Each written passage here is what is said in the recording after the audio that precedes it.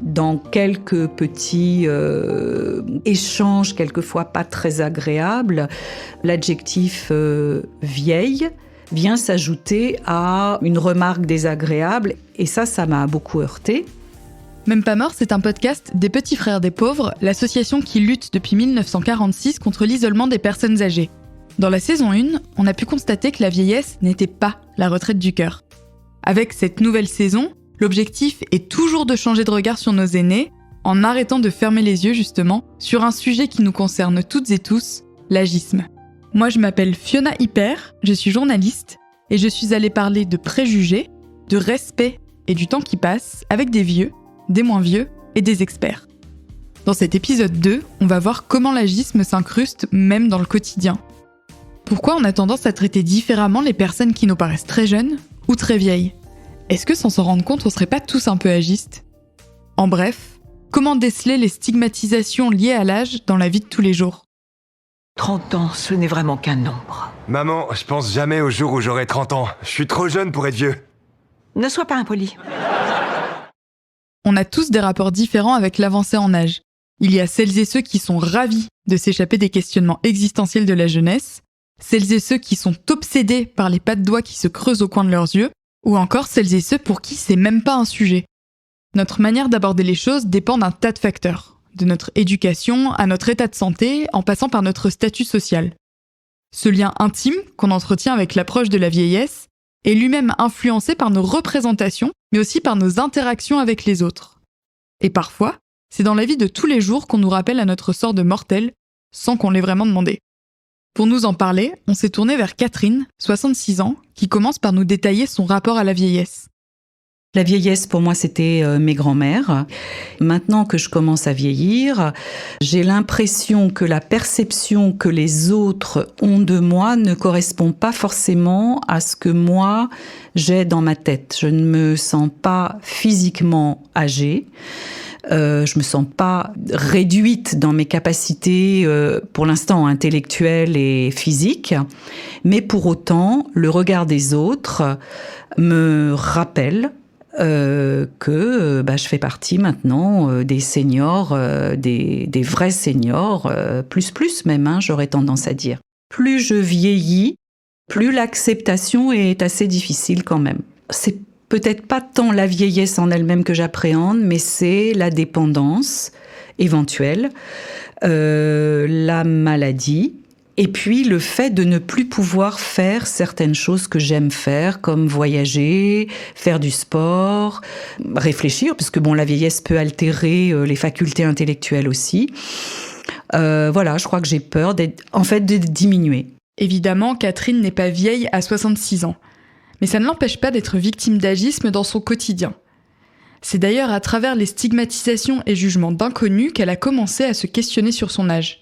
Les regards ont changé très clairement à l'occasion d'une balade en fait dans un grand magasin. J'ai fait une réflexion à mon conjoint au sujet d'un enfant qui ne supportait pas l'ambiance et il est un fait que cet enfant, j'ai dit à mon conjoint, serait mieux dans un parc, à l'extérieur.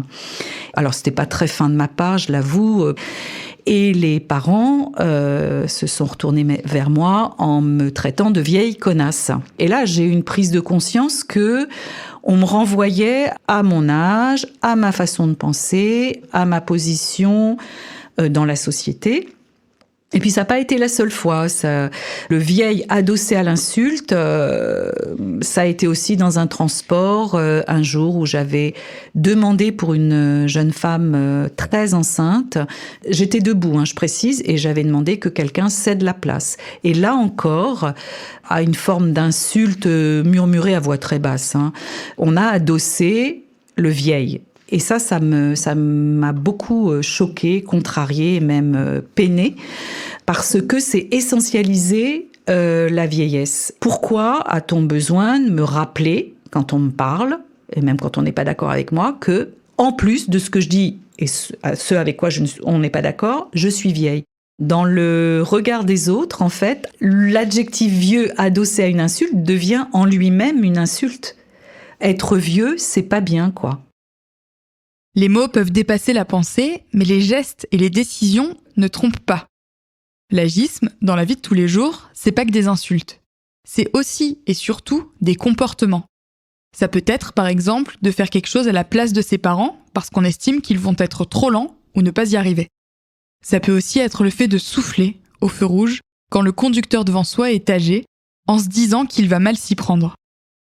Enfin, ça peut être de refuser l'accès de certains cours de sport aux vieux en pensant qu'ils vont se faire mal. Tous ces agissements, comme l'histoire de Catherine finalement, sont intéressants à étudier car ils n'interrogent pas sur la vieillesse en elle-même, mais bien sur les signes apparents de la vieillesse. Catherine, si on l'a insultée sans la connaître, c'est en se basant seulement sur ce que son physique laissait supposer de son âge. J'ai des cheveux blancs depuis très longtemps, depuis au moins 20 ans. J'ai eu beaucoup de réflexions de la part de ma famille, de mes collègues, de ma coiffeuse, qui ne comprenaient pas les raisons pour lesquelles je ne me colorais pas les cheveux, qui me disaient que ça faisait vieux. Par contre, j'ai absolument pas voulu céder au canon de l'esthétisme ou de l'agisme. Mais effectivement, il arrive que l'on me propose, même assez souvent maintenant, une place assise dans le métro ou dans dans le métro plus. C'est eu égard à mes cheveux blancs, très clairement. C'est très amusant d'ailleurs. Cet hiver où il faisait froid, j'avais un bonnet qui me cachait tout. On me proposait un peu moins souvent les places assises. On vit dans un monde où les marques du temps doivent à tout prix être gommées, camouflées. Surtout quand on est une femme, conserver ses cheveux blancs ou afficher ses rides devient un acte de révolte. Pour comprendre pourquoi les femmes sont considérées comme moins désirables en vieillissant, je vous conseille l'épisode 1 de la première saison de Même pas mort. Sur TikTok, un filtre très réaliste fait fureur ces derniers temps. Il vieillit d'environ 40 ans ceux qui l'utilisent en ajoutant des rides et en accentuant les effets de la gravité sur leur peau. Si certains pleurent d'émotion face à ce visage fripé qui leur rappelle leurs ancêtres, beaucoup détestent cette version d'eux-mêmes et y vont franco sur les remarques. Mais je vais péter un plomb. Non, ça fait peur. Oh, punaise, ça pique. Bon alors, ces réflexions sont à recontextualiser. On est sur un réseau social où l'apparence règne. Il est utilisé par une génération particulièrement sensible au sujet de l'image de soi. Il faut par exemple savoir que les 18-34 ans ont plus recours à la chirurgie esthétique aujourd'hui que les 50-60 ans. Il n'empêche, ces commentaires peuvent être carrément blessants pour les personnes qui n'ont pas besoin de filtre pour être ridées. Mais comme beaucoup de petites piques du quotidien, on n'y prête pas vraiment attention. Et c'est là une autre caractéristique de l'agisme, sa banalisation. Les insultes envers les plus âgés passent souvent inaperçues. Sans aller jusqu'au « ok boomer » qui veut clairement dire « ferme là le vieux, tu comprends rien », on a tous déjà fait des réflexions ou des blagues agistes. Par exemple, si je dis « je me fais vieille moi, je passais le week-end sur mon canapé », je sous-entends que d'être fatigué, apathique, c'est symptomatique de mon avancée en âge, alors que ce besoin de repos peut simplement être lié à de la fatigue. Pour aller un peu plus loin dans l'exemple, on a fait appel à l'autrice, chercheuse et psychothérapeute Juliette Pélissier. Par exemple, je sais pas, vous arrivez dans votre salon et vous vous dites « Merde, qu'est-ce que je suis venu chercher ?» Un phénomène comme ça, que tout le monde vit, de l'âge de 15 ans à l'âge de 115, selon l'âge auquel on le vit, on va avoir des perceptions différentes. Jusqu'à un certain âge, c'est pas inquiétant du tout. Et vous avez des gens qui vont juste, soit ne même pas y faire attention, que ça leur est arrivé 3 fois cette semaine, soit se dire qu'ils sont fatigués, ils vont mettre ça sur le stress, la fatigue, le je sais pas quoi, ou ils vont engueuler quelqu'un de pas avoir rangé les clés au bon endroit, ou toujours un bouc émissaire dans le coin. Et à partir d'un certain moment, ça y est, ça va être associé au vieillissement. Et à partir d'un certain moment, encore plus tard, les mêmes choses, une chose comme ça, au-delà d'un certain âge, vont faire tout de suite soupçonner un problème de pathologie, d'un syndrome démentiel qui arriverait, etc. Dans l'exemple de Catherine, cette supposition de vieillesse est à double tranchant. Elle peut mener soit à des comportements mesquins, soit à une certaine forme de gentillesse. Sauf que même l'amabilité peut cacher une autre facette de l'agisme bienveillant. Le sociologue Bernard Ennuyé nous explicite tout ça. L'agisme bienveillant, tu as de la sollicitude pour les vieux, mais finalement, ça se retourne en stigmatisation. C'est un de mes copains qui s'appelle Karadec, qui m'a envoyé un article il y a la semaine dernière, et il catégorise l'agisme. L'agisme décomplexé, les gens qui disent les vieux, j'en ai rien à foutre. L'agisme d'indifférence, et l'agisme bienveillant, qui est à mon avis le pire. Vous avez un exemple ? J'ai une compagne qui a à peu près le même âge que moi, et à la Charité-sur-Loire, il n'y a pas très longtemps, elle va chez le boulanger, et au moment de payer, la boulangère lui dit « Donnez-moi votre porte-monnaie, je vais prendre votre monnaie dans votre porte-monnaie ».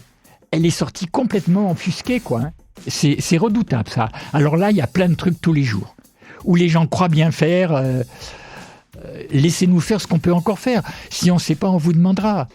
C'est peut-être le rôle de l'école d'apprendre très tôt aux gens, mais dans la rencontre avec l'autre. C'est très ténu entre, effectivement, être attentif aux gens et devenir infantilisant, paternalisant. C'est très ténu. Mais même au niveau des professionnels, hein. Les professionnels vont trop au-devant des gens, aussi parce qu'ils n'ont pas le temps. Ah ouais, mais si je la laisse faire, vous comprenez, je vais y passer du temps, alors j'ai pas le temps. Donc je fais à sa place. Et oui, on voit comment l'agisme est aussi dans les logiques institutionnelles. Hein. À partir du moment où les gens sont mal formés, mal payés et qu'ils n'ont pas le temps de faire leur travail, on provoque un agisme institutionnel. Le juste milieu entre empathie et condescendance est d'autant plus difficile à trouver que certaines personnes âgées n'osent pas demander de l'aide. Elles ont intégré qu'elles pouvaient déranger, ou elles pensent même parfois être un poids pour leurs proches. Vous le voyez venir, c'est encore une autre forme d'agisme, cette fois de l'agisme autodirigé. C'est comme si notre inconscient, à force d'entendre toute notre vie des choses négatives sur la vieillesse, crée une sorte de présomption d'incompétence quand nous-mêmes on devient âgés. Bernard Ennuyé sort de son costume d'expert pour nous parler de sa propre expérience. Je vais prendre 2 exemples récents.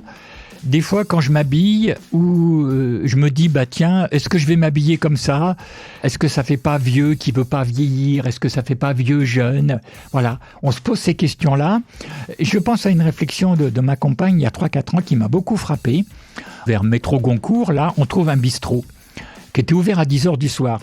Un bistrot, il y avait apparemment beaucoup de jeunes. Et je dis, tiens, on va aller manger là. Et ma compagne me dit, mais tu te rends pas compte ? Ils vont pas nous accepter, on est vieux. Mais non, mais... Et j'ai dit à Thérèse, mais j'ai dit, ça va pas. On est rentrés. Et effectivement, ça a été super sympa. Mais alors, comme on était les 2 vieux du truc, on a eu du côté une espèce d'attention, peut-être un peu trop prégnante, mais j'ai trouvé ça super. Mais la réflexion de ma compagne, c'est pas pour nous. Et ça, je crois que qu'on le veuille ou pas, on intègre, ah ben non, mais ça, c'est pas de mon âge. Ah ben non, je vais pas m'y prendre comme ça. Juliette Pellissier nous détaille pourquoi on peut facilement tomber dans ce piège. C'est une des vacheries de l'agisme aussi, c'est que si vous passez la totalité de votre vie de 20 à 70 ans à penser que les vieux sont tous gaga, le jour où vous en êtes un de vieux, vous pensez en effet que vous êtes gaga. Alors vous le pensez pas comme ça, mais ça va très très vite activer très fortement en effet des formes d'auto-stéréotypes. La fille ou le fils va dire à sa maman ou à son papa une phrase du type « Attends, laisse-moi faire, tu vas pas y arriver ». Si j'ai des stéréotypes agistes et quelqu'un me sort ça à 80 balais, parce qu'il y a tout d'un coup un nouvel ordinateur qui arrive dans la maison, je suis beaucoup plus susceptible de le croire. On risque de faire des choses qui nous mettent dans ces fameuses prophéties autoréalisatrices, c'est-à-dire on pense que quelqu'un est incompétent, du coup on le fait à sa place, du coup en le faisant à sa place on le rend incompétent, ou on lui permet pas de devenir compétent, et du coup à la fin notre croyance de départ qui était un stéréotype, finit, on a fait les choses de telle manière qu'on a prouvé qu'on avait raison. Est-ce que vous vous êtes déjà adressé à une personne âgée en parlant plus fort, plus lentement, sans même savoir si votre interlocuteur ou interlocutrice avait des difficultés de compréhension ? En vous exprimant ainsi, vous illustrez l'idée reçue selon laquelle les vieux sont tous sourds et séniles. Ce sous-entendu constitue une forme d'agisme subtil certes, mais plus grave qu'il n'y paraît. Déjà parce qu'elle flirte avec l'infantilisation des vieux. Il faut savoir que ce phrasé simplifié s'appelle le baby talk, car c'est le même qu'on emploie avec les nourrissons ou les animaux de compagnie. Parler de manière simplifiée à quelqu'un peut avoir des conséquences sur l'estime de soi de la personne en face, qui peut alors culpabiliser en réalisant que l'échange est altéré à cause d'elle. Cette communication de bas niveau peut même amener à une régression des capacités cognitives, comme l'explique Juliette Pellissier. Le langage, de toute façon, on ne le maintient dans un certain état que parce qu'on l'emploie. Il n'y a pas de mystère. Un enfant, en effet, qui ne s'entend... Si on ne parlait pas aux enfants, ils n'apprendraient pas à parler. Et c'est pareil durant toute la vie. Quand vous avez des gens qui se retrouvent en situation d'isolement ou d'être désocialisés, etc., ils perdent y compris du vocabulaire, évidemment, puisqu'il n'y a pas en permanence ce nourrissage par l'usage. Alors déjà, une tendance aussi, c'est dans les stéréotypes, c'est que de toute façon, la personne comprend moins.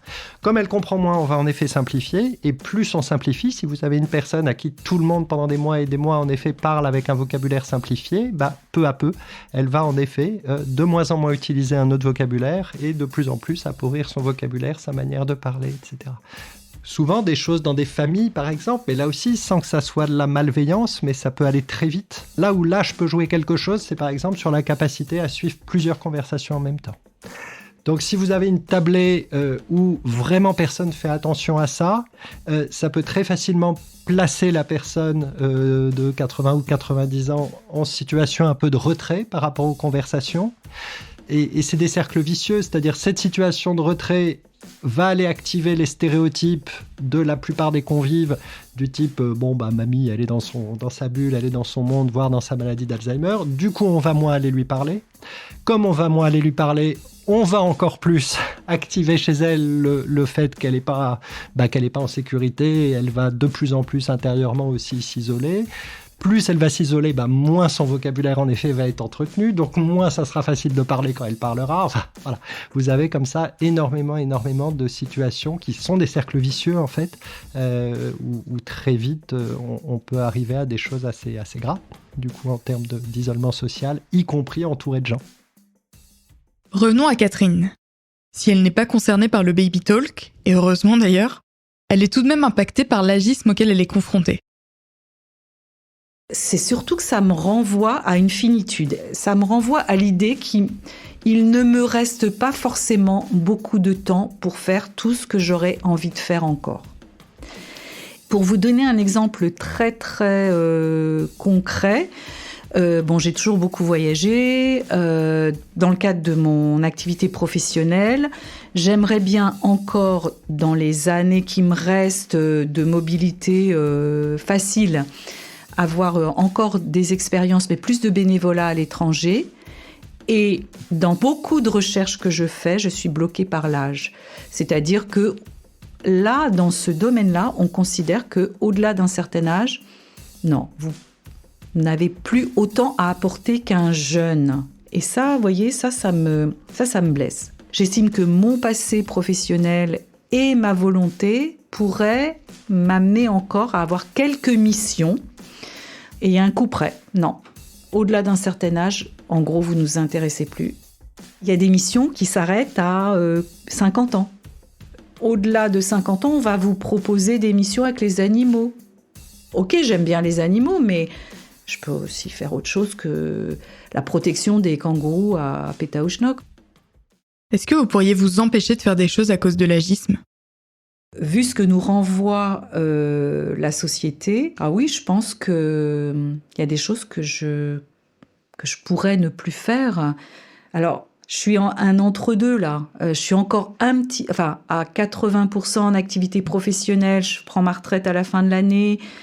J'ai encore des missions, donc je suis encore active.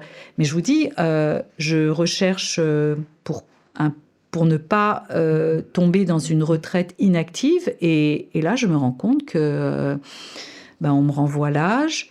Et du coup, oui, peut-être que je m'interdirais. Il y aura une autocensure, même si alors là, je suis vraiment insatisfaite de cet état de fait. Mais quand il n'y a rien au bout, on ne fait plus, quoi. Le manque d'accès à certaines activités participe à exclure les plus âgés de la société. En gros, à force d'entendre des remarques agistes, on finit par s'isoler, ne plus sortir, ne plus avoir d'interaction avec les autres et par se couper de tout lien social. Cette mise à l'écart entraîne des répercussions psychologiques et physiologiques. Une personne qui s'isole peut perdre en autonomie et ne plus avoir accès à certains soins. Il est alors plus facile que son état général se dégrade. Rappelons qu'en 2021, 2,5 millions de personnes de plus de 60 ans se sentaient seules tous les jours en France, d'après le baromètre Solitude et isolement des petits frères des pauvres. Cet isolement est préjudiciable non seulement pour celles et ceux qui le subissent, mais également pour les autres. En excluant un quart de notre population avec des comportements et remarques agistes, on se coupe de tout ce que ces personnes peuvent nous apporter. Des savoirs, des échanges, des expériences, un héritage précieux. Ce cocktail de condescendance mène à l'invisibilité des souffrances vécues par les aînés. Il est alors plus difficile de gérer la prise en charge des maltraitances qu'ils peuvent subir.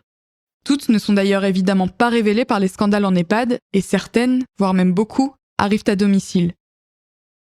Au-delà des atteintes physiques, il est important de noter que le non-respect de la vie privée, le chantage, les négligences, même passives, ou encore l'héritage forcé sont des maltraitances.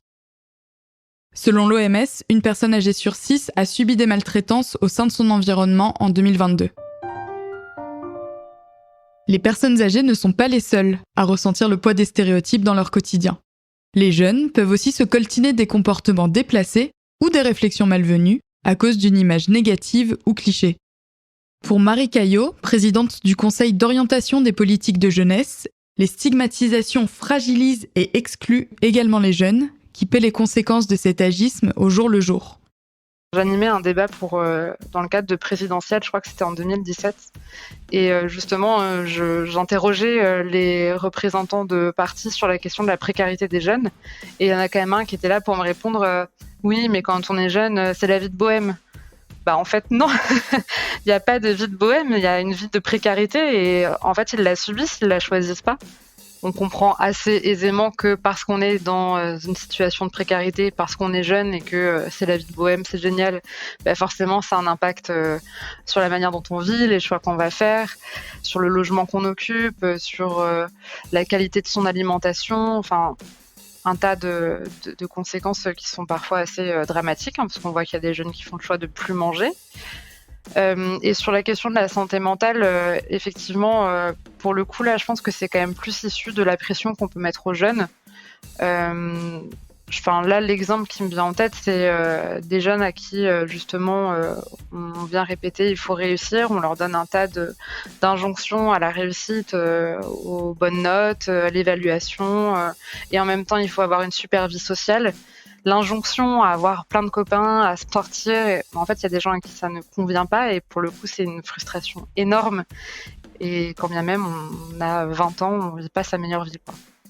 La chose pour laquelle on peut lutter dans le quotidien, j'entends, c'est le phénomène d'autocensure. Enfin, pour le coup, les jeunes se disent parfois quand même non, je peux le pas faire parce que je vais pas être pris au sérieux parce que je suis jeune. Et de la même manière que des personnes plus âgés ou adultes vont pas laisser la place à des jeunes pour prendre la parole ou pour prendre des initiatives, réussir à se laisser des espaces comme ça entre générations, c'est quand même super important pour permettre à des jeunes d'exprimer leur potentiel ou ce qu'ils ont envie de faire. Je pense qu'au travail, en réunion, simplement aller dire tiens, et toi, qu'est-ce que tu en penses ? Et valoriser et reconnaître cette parole-là, ça permettrait de lutter contre cette autocensure qui est, je pense, assez forte chez les jeunes, dès lors qu'ils sont plus entre jeunes. Pour le coup, si on parle petits tips pour repas de famille, déjà, arrêtez de mettre les jeunes au bout de la table.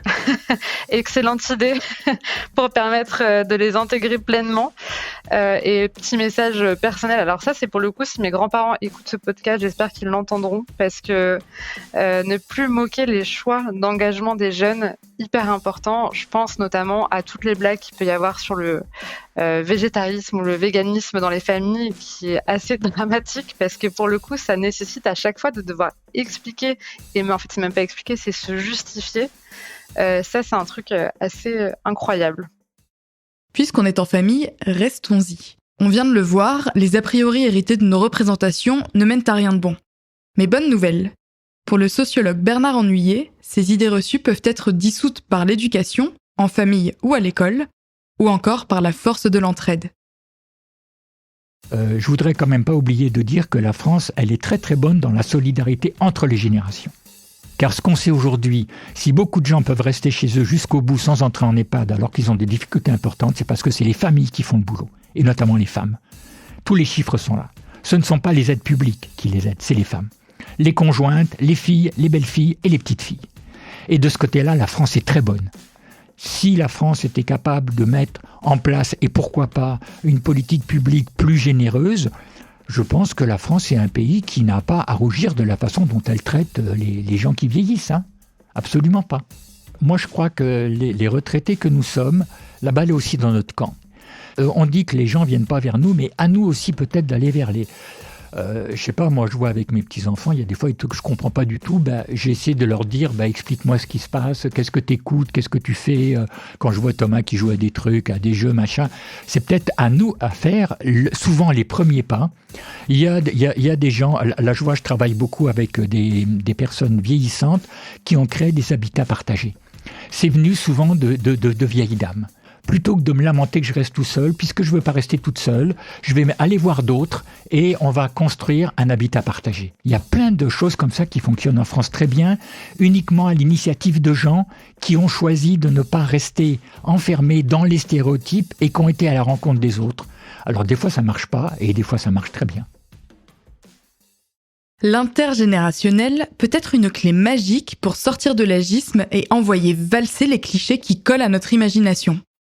Dans le dernier rapport des Petits Frères des Pauvres, dédié à l'intergénérationnel donc, plusieurs pistes sont plébiscitées par les jeunes comme les vieux pour mieux se rencontrer. Il y a le bénévolat, le service civique, les colocations entre générations ou encore les activités en commun. Yann Lanier, délégué général des Petits Frères des Pauvres, nous donne des pistes à explorer. Vous avez beaucoup de personnes pour lesquelles l'abandon de la maison se symbolise aussi parce qu'à un moment, vous n'êtes plus capable de l'entretenir. Par exemple, vous avez un petit jardin, vous n'êtes plus capable de faire votre jardin. Puis c'est là que la famille va vous convaincre de quitter une maison dans laquelle vous êtes peut-être resté trop longtemps. Ou vous avez des gens qui restent dans leur maison, mais le jardin devient une friche parce que de toute façon, ils n'en ont plus la possibilité. Et vous pouvez avoir en face de vous, dans la rue, des gens qui vivent en appartement, et qui, eux, aimeraient bien avoir un jardin. Quand vous êtes un élu local, quand vous êtes une association dans une ville, vous le voyez, ça, c'est sous vos yeux tous les jours, quoi. Créer l'intermédiation, c'est-à-dire le fait que Monsieur Dupont dans l'appartement puisse prendre contact avec Madame Durand dans la maison et qu'il puisse avoir accès au jardin de manière gratuite. Moi, je ne suis pas en train de créer une nouvelle start-up. Ça va créer de l'intergénérationnel, ça va certainement lutter contre l'isolement, tant de madame, peut-être que de la famille qui vient d'arriver dans la commune et qui n'est pas intégrée. Et puis, ça va participer de la bonne alimentation in fine. Je pense qu'il y a beaucoup de solutions comme ça qui existent, qui commencent à se mettre en place. Vous avez des élus locaux aujourd'hui qui, et ils ont raison de le faire, se disent que l'un des bons moyens pour lutter contre l'isolement social, c'est d'ouvrir le restaurant scolaire aux personnes isolées. Mais pas avant les enfants ou après les enfants, pendant. Alors il faut que ça ait du sens tout ça, et ça peut se faire qu'au local, mais moi je crois beaucoup à ces solutions-là. L'envie de dépasser la barrière de l'âge est bien présente. Un jeune sur deux exprime même le souhait de côtoyer plus de personnes âgées au quotidien. Le succès des rencontres intergénérationnelles organisées par l'association prouve bien que créer du lien entre générations permet de dépoussiérer les clichés tout en cultivant nos individualités et nos points communs. Pour rafraîchir l'image erronée que l'on se fait des vieux, des jeunes, de tout ce qu'on ne connaît pas en fait, il faudrait passer par une prise de conscience en nous interrogeant. D'où nous vient cette vision bancale ? Quelles caractéristiques on attribue d'emblée à telle ou telle génération et pourquoi ? Juliette Pellissier nous donne d'autres questions à nous poser avec un petit exercice facile à mettre en pratique. Un truc qui peut aider, je pense, c'est de ne plus penser qu'on a un âge, mais d'assumer et de réfléchir avec les autres gens qui nous entourent, de notre famille ou autres, sur tous les âges possibles. C'est-à-dire que potentiellement, notre âge qui est écrit sur notre carte d'identité, c'est pas la même chose que notre âge biologique. Il peut y avoir 30 ans d'espérance de vie de différence entre deux personnes selon la vie qu'elles ont eue.